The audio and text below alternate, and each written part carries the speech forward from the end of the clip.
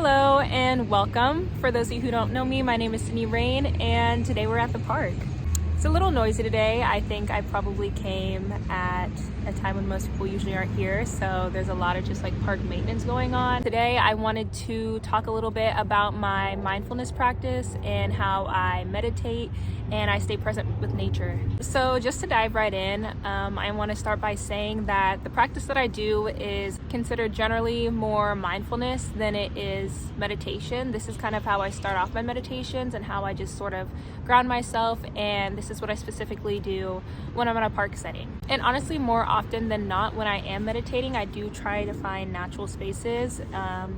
And like I said, this is like my neighborhood park, so this is some place that I come to frequently, and I just find it to be really peaceful, and it's refreshing too. I feel like whenever I want to meditate or whenever I feel like my mind is just filled with chaos and it's kind of just like overwhelmed, I love to come to a park and to sit and at least try to calm myself down and ground myself. Not that I will say I'm always successful, it just kind of depends on the day and the week, but I think these are one of the safe spaces for me, just being outside and in nature.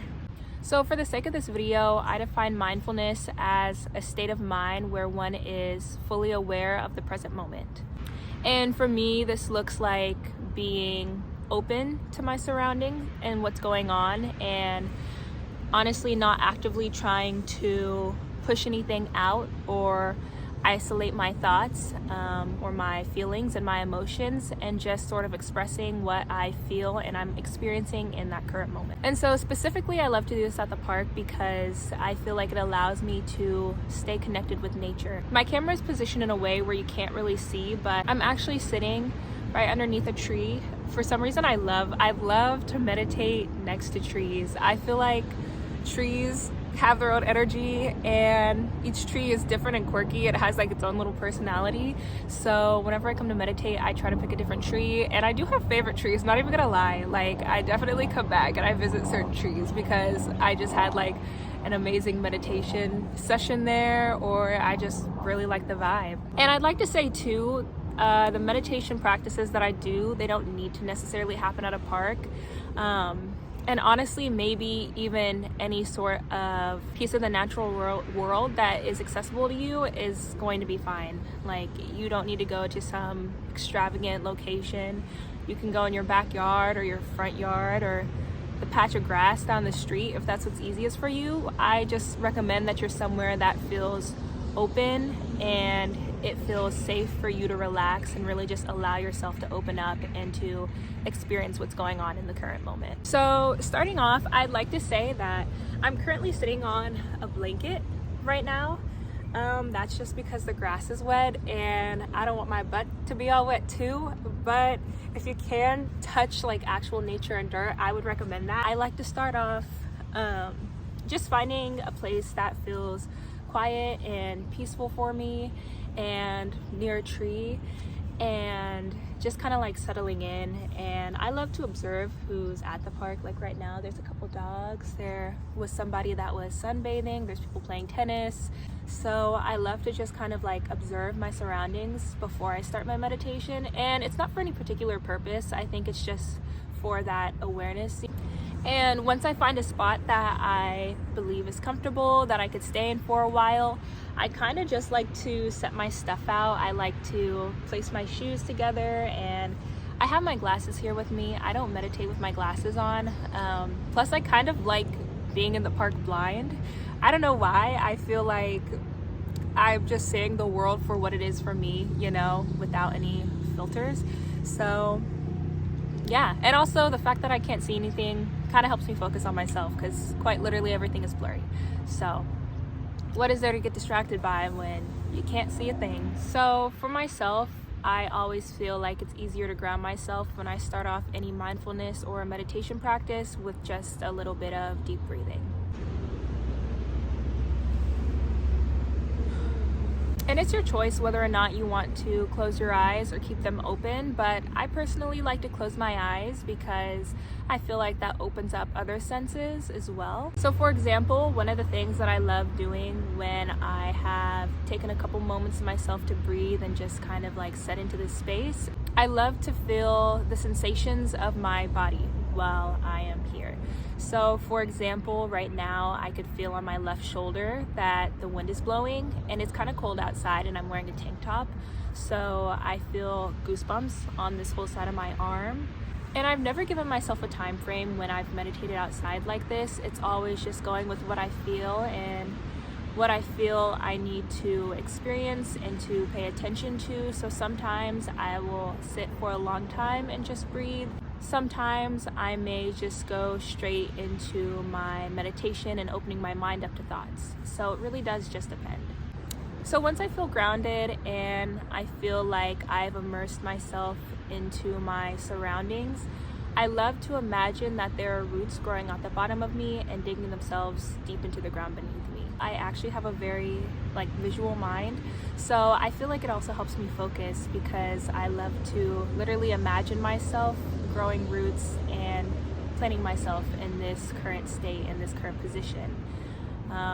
So yeah, that's one thing I love to do, and like I said, I like to take my time when I'm doing all of this. There's no rush. I try to set aside enough time for me to actually be here and enjoy the moment without feeling the pressures of having to go back to anything else I may have to do today. So once I feel comfortable in that practice, I like to go ahead and do this thing where I imagine that my mind is a big open space. And this allows me to observe my thoughts as well. I'm able to view them objectively and to see them for what they are. And then when I feel like I have acknowledged that thought, I just allow it to pass through, and I allow anything to come and go that I feel is currently on my mind, or anything that I felt throughout the past week that I want to bring up with myself. I'm gonna scoot a little closer so you could actually see my face. And for me, when I do this type of meditative work, I am trying to source any emotions that I feel like I have been repressing, or any reoccurring emotions that I've kind of put on the back burner because I felt like there are other things that I should have been focusing on at the time. This is just like an open space for me to be present with myself and present with my emotions and really keep myself in check. So for me, what that looks like a lot of times is any shadowed aspects of myself that I feel like might have been triggered. And if there is anything that is specifically on my mind, I will go into that and do inner work. And one thing that has helped my spiritual, emotional, and mental growth is doing parts work. And so I'd love to go into that further in another video, because I actually started out doing parts work with a friend of mine. She was the one that introduced me to it, and it was a practice that both of us did together, and how we would share space together and go into our issues together. But what that looks like when I do it separately is identifying the emotion and then going back to the root source of that feeling, emotion, or memory. And from there, I just work backwards to the present day. I try to give that emotion, that memory, or that feeling time and space, and just fully try to immerse myself and validate that specific feeling. And for me, like I said, I have a very visual mind, and so a lot of times these parts work that I'm doing, I'm working with my inner child, and it will actually take me back to memories and points in time where I remember myself and I could see myself in that situation and how I feel. And so at that point, my only role is to hear that emotion, hear that portion of myself, and try to comfort it in any way that I can, or give it peace or resolution. And honestly, doing work like that is how I've come as far as I have today. I think that's like a foundational part of my growth and my spiritual awakening and my awareness of self. And so this is a practice that I've honestly been doing since middle school. So I don't even know what that would be, maybe like 2014. And it's something that I always end up going back to if I feel like there's just a lot going on, or I feel overwhelmed, or I feel like I've kind of come out of touch with my sense of self. So like I said, there's no particular time frame for that either. To break down my parts work a little more, I first go into the grounding aspect. Then I open up my mind to any thoughts, emotions, or feelings that may rise. And then I try to identify it and then source it back to when I originally felt that way or started to feel that way. And from there, it's just kind of like the journey that specific emotion, feeling, or thought will take me. And then once I feel like either the issue is resolved or I feel like I've done as much work as I could for that particular session, I like to integrate. And I will ask those emotions to either integrate back into me, or if I feel like I need more time, I will simply leave it where I can in a healthy space where I feel comfortable with myself. So that's mainly like the bulk of the meditative and mindfulness portion of my time here at the park. After that, I like to sort of just like sit and process what just happened. Sometimes I may go a lot deeper than other times, so it does really depend. Sometimes, honestly, I come here and I can't even get that far in my emotions and I really feel blocked. And so at that point, I will just stop and try to breathe and just exist and clear my mind and allow myself to just be present.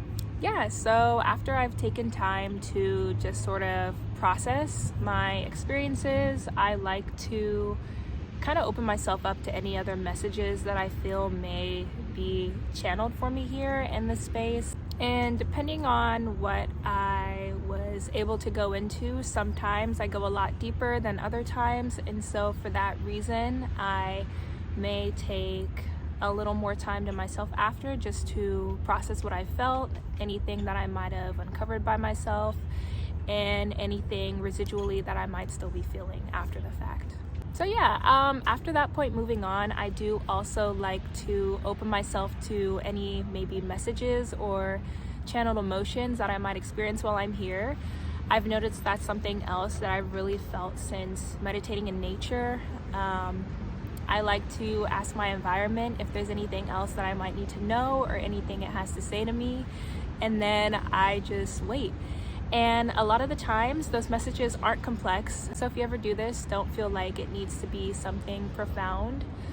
A lot of times it's just simple. I think last time that I did this, my message was relax.